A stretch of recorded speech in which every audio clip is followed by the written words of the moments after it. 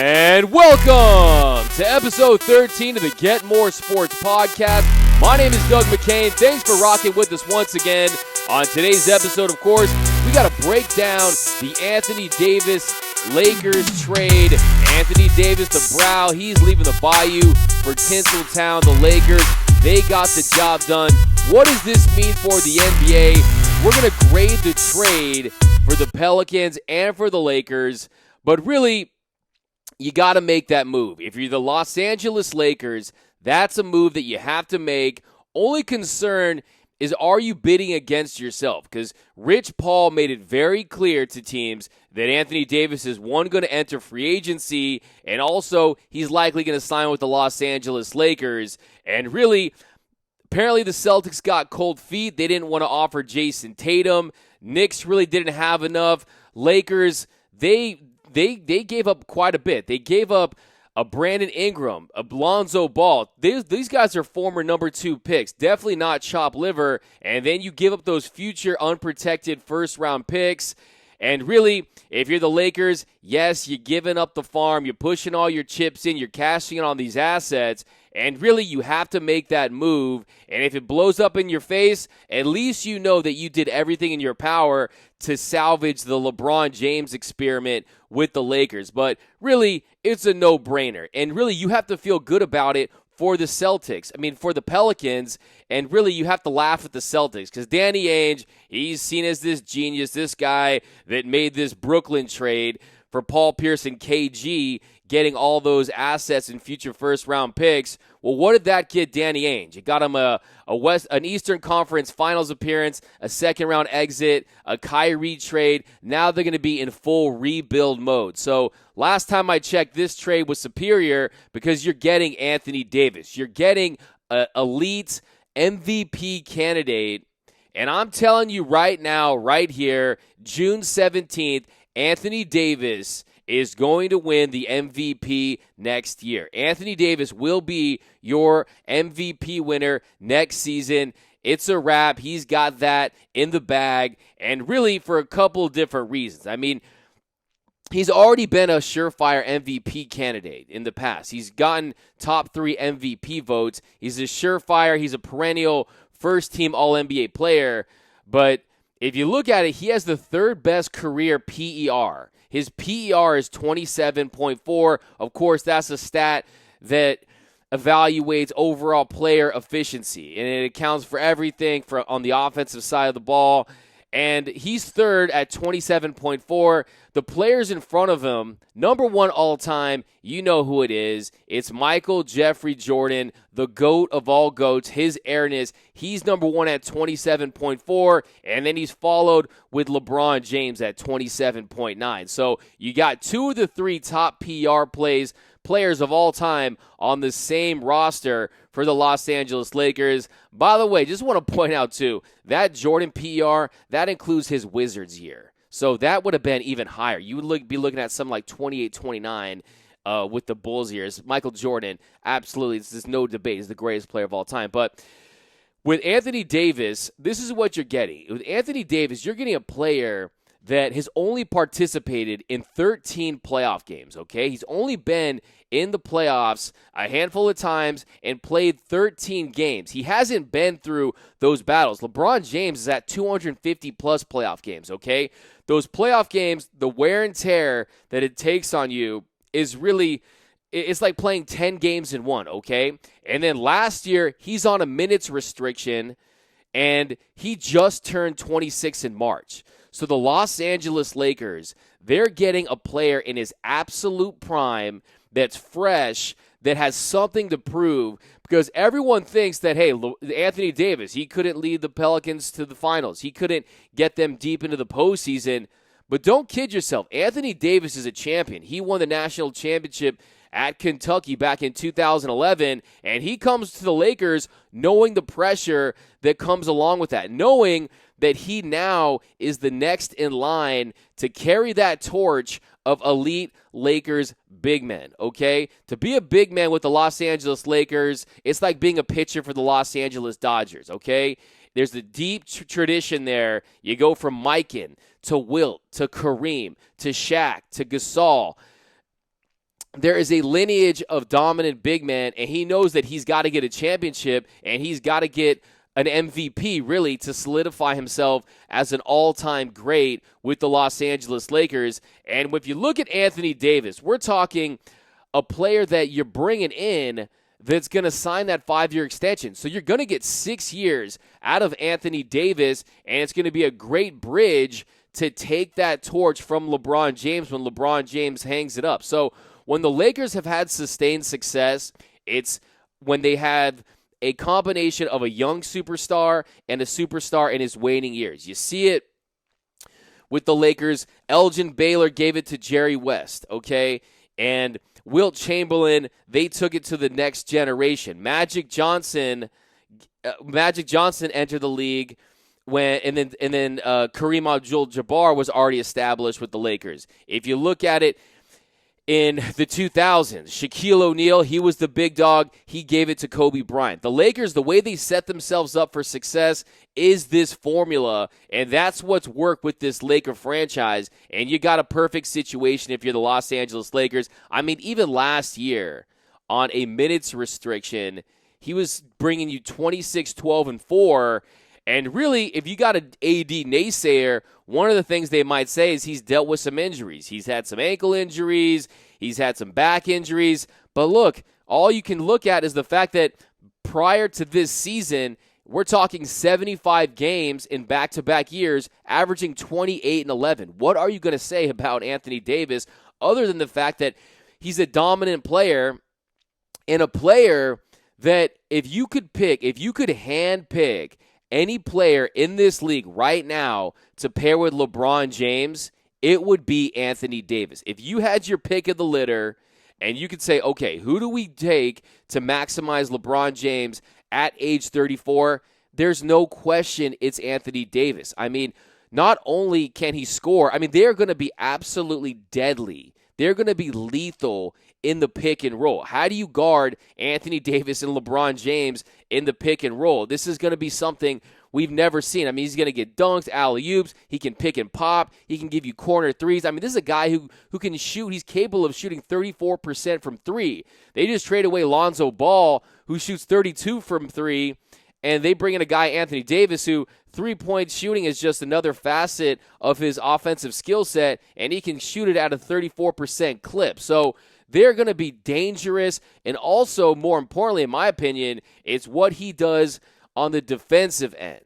And what he does, I mean, this is a guy who is a perennial all-defensive member team, a guy that was the first-team all-defense in 2018, and the switchability, his length, and he's going to make LeBron a better defender. Remember, Frank Vogel, he has hung his hat on his ability to generate defensive stops, to be an elite defensive coach. And Frank Vogel, to get more out of LeBron James, Anthony Davis does just that. Because with Anthony Davis, LeBron James can now go way up on his defense. He can play his guy very close because he knows if he blows by him, Anthony Davis is going to be waiting for him at the rim. And just also the switchability and the rotations that they can have.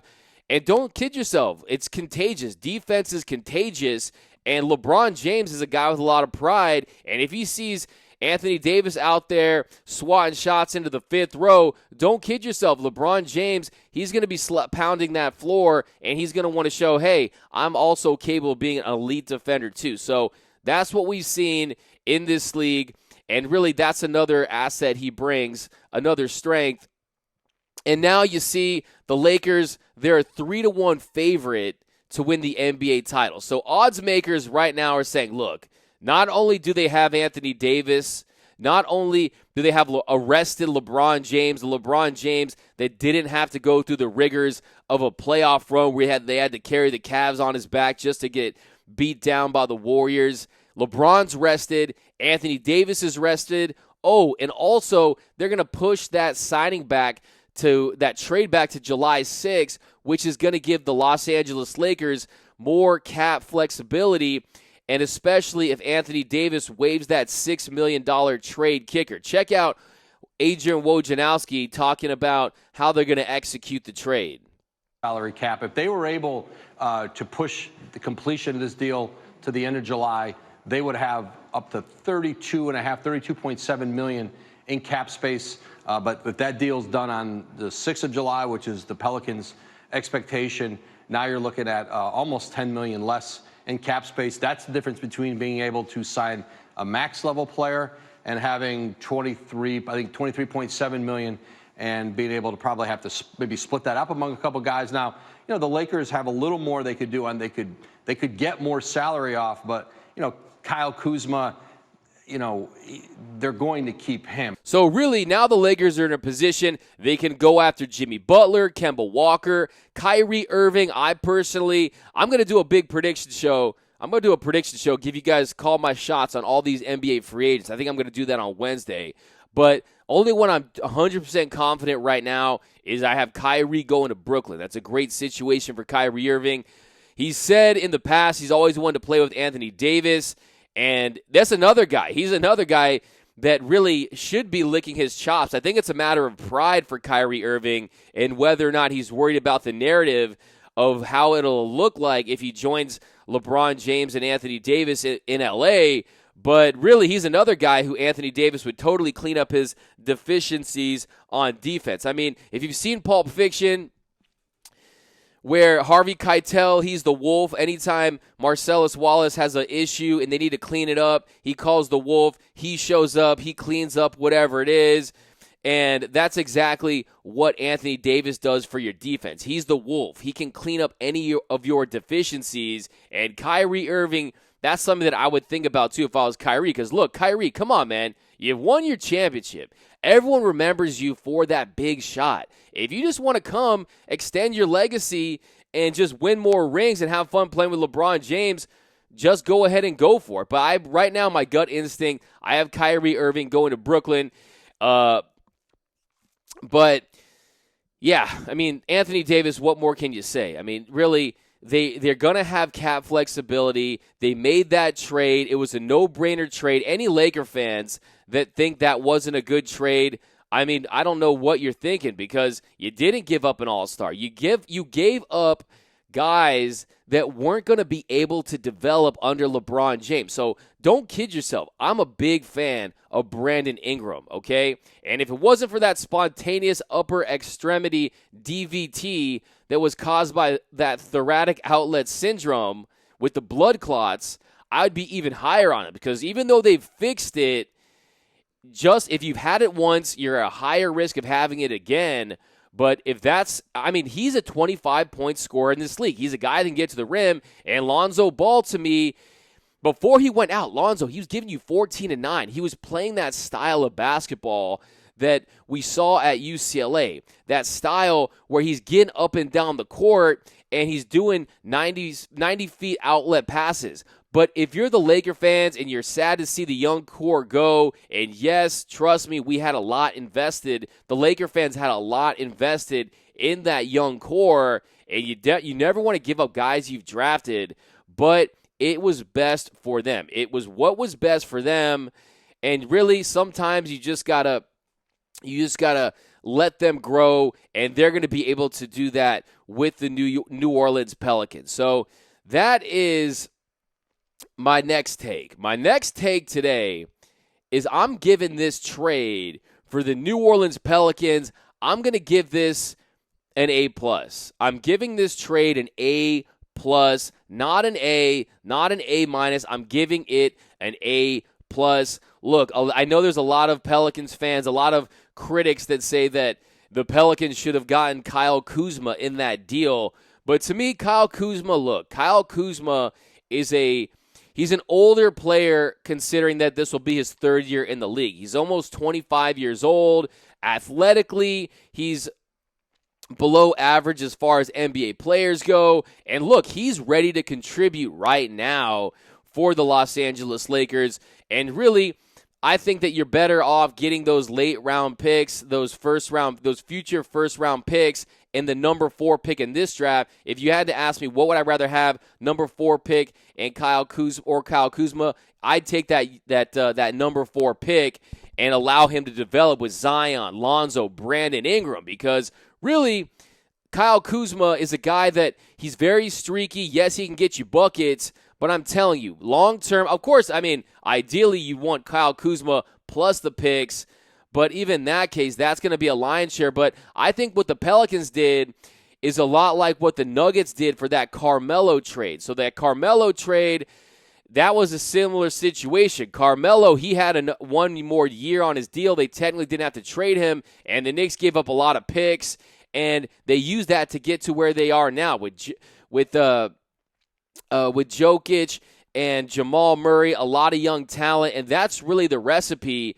especially when you don't expect to contend right away. So another thing, too, is I think that Adam Silver just saved basketball in New Orleans. I think in the last 2 months, basketball in the city of New Orleans was on the ropes, and Adam Silver, he got behind it, and he changed their legacy forever. The Pelicans will now remain in New Orleans for decades and decades. They're going to be like the Saints. They're never going to leave New Orleans, and all that is because of what happened the last 2 months. Now, don't kid yourself, okay? I'm not going to be Mr. Tinfoil Hat, say the NBA is rigged as far as the NBA draft goes, but we understand. We've seen it in the past. I mean, come on. If you look at this NBA draft, the Pelicans had a 6% chance of landing the number 1 pick. A 6% chance.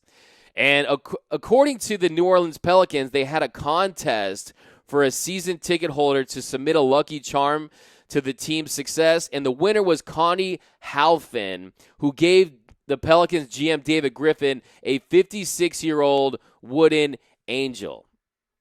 And I don't think so. I don't think that was the lucky charm, okay? I think the lucky charm was the 57-year-old Adam Silver, okay? Because Adam Silver knew, look, Anthony Davis is going to leave the Pelicans for the Lakers regardless, okay?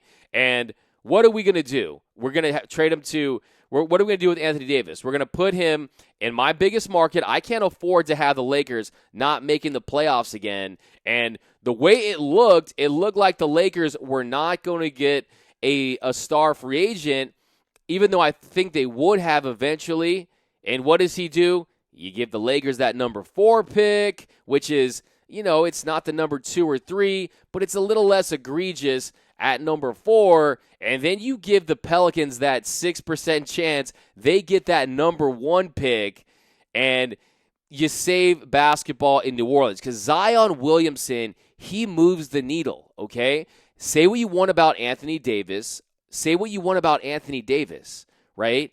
A definite top 3 player, but he just doesn't move the needle for franchise. He didn't get him to deep playoff runs, 13 playoff games, and really, as far as TV ratings go, as far as media following goes, the Pelicans were last in the league as far as how small their market was being covered, and that is not going to be the case. When you bring on Zion Williamson, who else do you bring? You bring on the Duke Blue Devil fan base. Then you bring in Brandon Ingram. You bring the Duke level fan base. You got Lonzo Ball. You got Drew Holiday. Big UCLA fan base, right?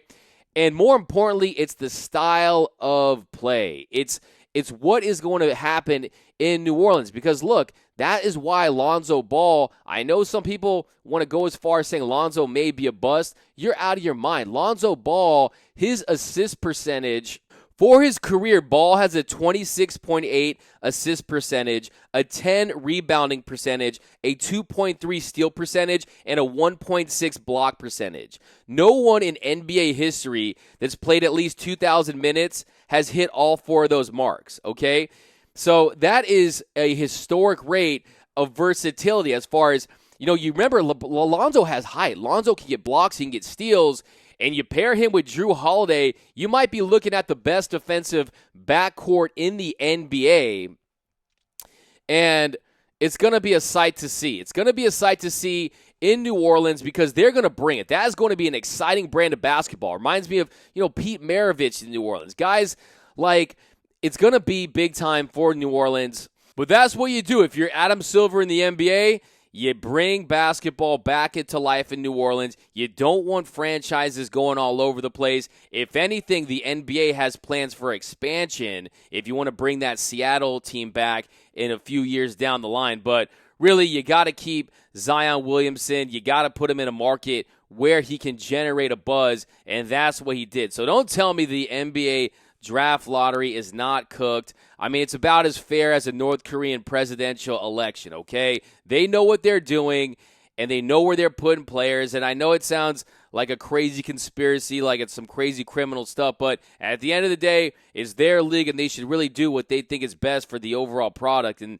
I really, truly believe that's what they did in this situation with Zion Williamson. But well, if you're a LeVar hater, yes, today you're probably having a parade just like the Raptors, but really, you can dance on his grave all you want because it's not about LeVar Ball. LeVar Ball is going to say what he wants. He's been talking crazy for years. Obvious. Now you can't. But like I said before, these suckers, I'm playing chess. Y'all playing checkers. The best way to get Lonzo out of L.A. is I said, you know what? I don't like New Orleans. I don't like New Orleans. Lonzo ain't going nowhere. He the best in the world. LA Lakers ain't gonna never let him go. First thing they do is exactly what I want to do, let him go. Because it's raggedy over there. Even the writing is on the new shirt that he gonna wear. It said no LA on it. But really, this is gonna be something that could work out because it's not about the market as much as it used to be in the NBA. Look, I understand it. Chicago, New York, Boston, LA, those are the glamour franchises, the glamour cities. But really, we've seen today, especially with the international audience, it's more about the stars. It's more about the name on the back of the jersey than the name on the front of the jersey for the most part. If you look at TV ratings last year, the Golden State Warriors, they had the highest rating of any team at 7.74. Then, of course, the Los Angeles Lakers, they had a 31% ratings increase last year with LeBron James coming to the Lakers. Guess who was the third most watched team in the NBA, averaging a rating of 6.64 in local and national markets? It wasn't the Chicago Bulls, wasn't the New York Knicks, it wasn't the Miami Heat, it wasn't the Washington Wizards, it was the Oklahoma City Thunder. It was the Oklahoma City Thunder, and that just goes to show you they got the population of OKC is about 600,000, okay? And it has nothing to do with the fact that the whole state of Oklahoma, there's 3.9 million people in Oklahoma, okay? And that just goes to show you it's not about the market as much as it used to be. If you get exciting talent, the way the landscape is with social media, and you bring in Zion Williamson, I'm telling you, pair him with Lonzo Ball, and that it's just a perfect scenario. And I'm telling you, wink, wink, Adam Silver, look, I'm not mad. I'm not mad. You think that I think, oh, the tinfoil hat, the NBA's rigged. I think the NBA and league should do what's best for their product. And look, I know it sounds a little extreme, and you're probably thinking, well, if it was rigged, you'd put Zion to the Knicks. You'd put Zion to the Bulls. You'd put Zion to the Lakers. But look, one, that's even more obvious, one. And then two, you're only as strong as your weakest franchise, okay?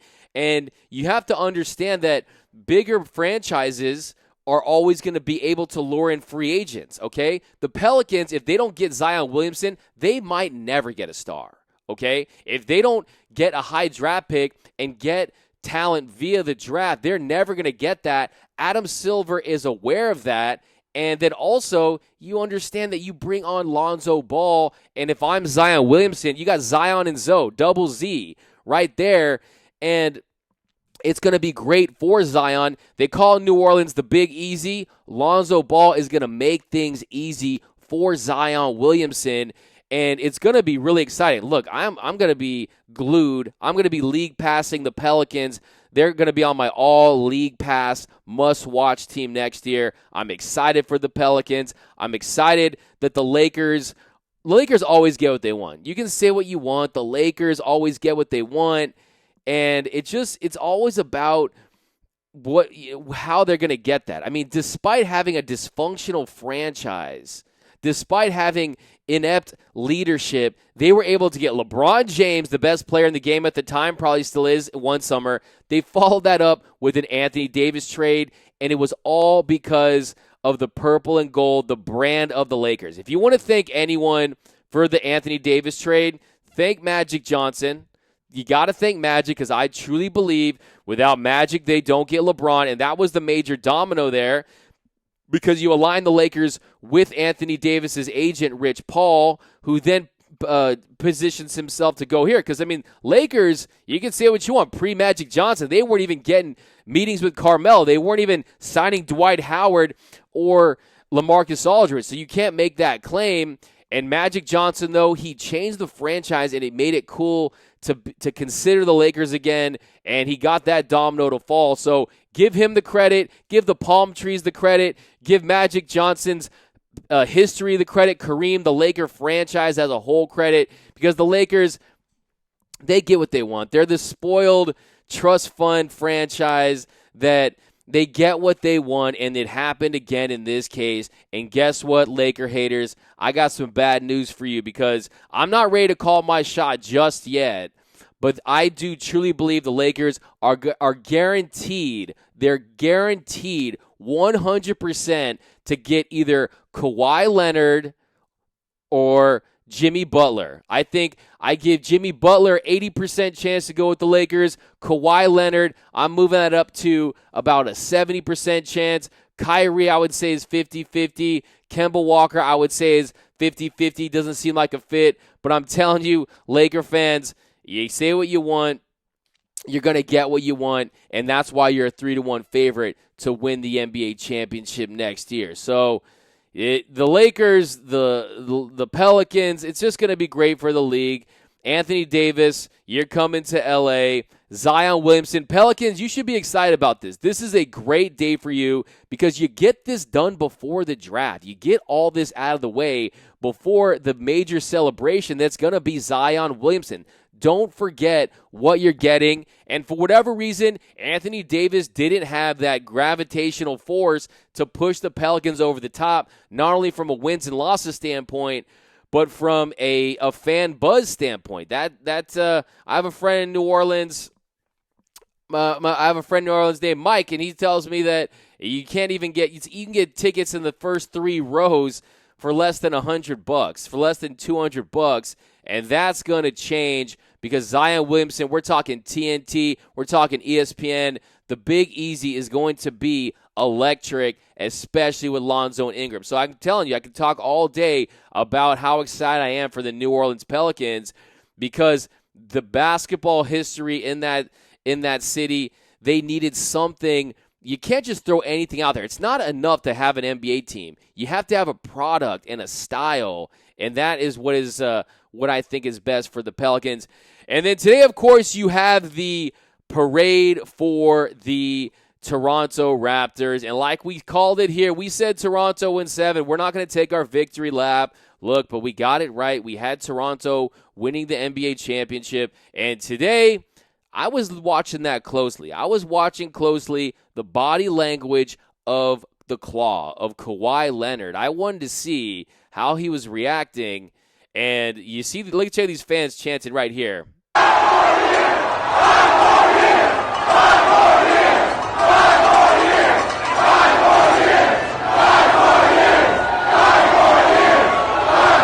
That doesn't feel like he's staying in Toronto. That feels like a guy who is ready to come to LA. And check out, you had his cousin on Instagram Live. I know this is reaching here, but you have his cousin saying he's going to join the Lakers. Check this out. Kawhi on the way. Before I start this, Kawhi man, on the rest way. in peace to the late great Nip Hustle. Y'all want to know? Kawhi on the way. Yes. Yeah, we can do that. Marathon man. Just keeping it funky for y'all. Kawhi on the way. That he's going to come join the Lakers. But really, I just think that it's down to the Clippers and the Lakers for Kawhi, and you've already won that championship for Toronto, and it was a beautiful situation. But don't kid yourself. Drake, yes, he represents Toronto. Drake has a mansion in Calabasas, $8 million mansion, probably worth more than that now, that he bought for $8 million, but he did all kinds of work to it. It has caves, grottos. You think Drake is spending all of his time in Toronto, you're out of your mind. And there's a reason why Drake spends a lot of his time here on the West Coast. And I think that Kawhi is going to do the same. Like I said, I'm giving 70% Lakers. I'm not ready to call it right now, but you feel that momentum building. And really, if you're Kawhi Leonard, this is how you look at this. You have 2 finals MVPs. You have 2 championships. You can be the ultimate NBA championship nomad that wherever you go, you put that Midas touch. You can put that purple and gold Midas touch and get the Lakers over the top. And there's been a lot of talk about this load management thing, right? Kawhi Leonard missed 22 games because of load management. Now, it's not just playing the games, it's how much of the load you're carrying in the game. And I think Kawhi Leonard, if you want to have a graceful career, you go to a squad like the Lakers where you take some time off during games. You don't have to, it's not the end-all, be-all. You don't have to lead your team and play over 700 playoff minutes just to get a championship. And then you set yourself up with Anthony Davis. So I really think he's coming. But lastly today, I hope Toronto, you're having the time of your life. Canada, about 2 million people are expected to go to the Toronto Raptors championship parade. And all I'm asking for is let me get a memorable moment. I don't know if it's Kawhi doing the Kawhi laugh, whatever it is. I want a memorable moment, and I really hope it stacks up to some of my favorite championship parade moments in sports history. Here's some of my favorite championship parade moments ever. First, we'll start with the Real Madrid. So Real Madrid, after they beat Barcelona in the Copa del Rey final, they celebrate with thousands of fans outside of their nation's capital. But Sergio Ramos, the defender, he dropped the Copa del Rey trophy from the top of the bus, and then the bus proceeded to run it over. So that was a rough moment. Then I don't want to see, if you remember what happened at the Cavs parade. The Cavs parade, a Cavs fan proceeded to eat horse poop. So I'm hoping we don't see that today in Toronto.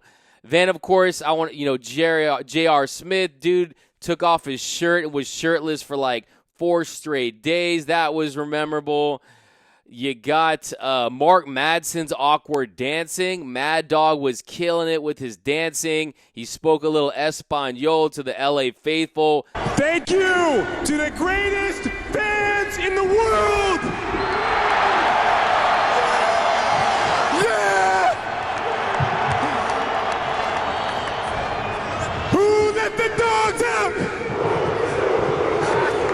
And to those who speak Spanish, les agradecemos y les decimos que el año que viene lo haremos otra vez. That was a great moment. Jordan Bell, if you remember, he took some Hennessy from a fan and was just drinking from a fan. Gronkowski went wild. That was great. You got to like when Gronk went crazy.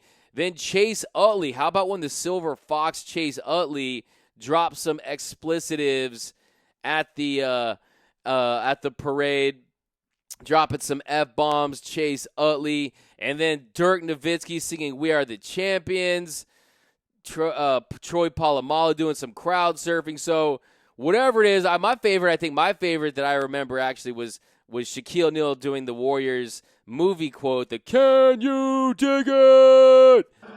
Can you dig it? Can you dig it?" That was probably one of my favorite championship moments. But whatever it is, I hope it's something. But want to thank you guys again for rocking with us here on the Get More Sports podcast. We're going to be back Wednesday. Make sure you tell your friends. Subscribe wherever podcasts are found. You can find me on Twitter at DMAC_LA. Have a great rest of your week, and I'm out.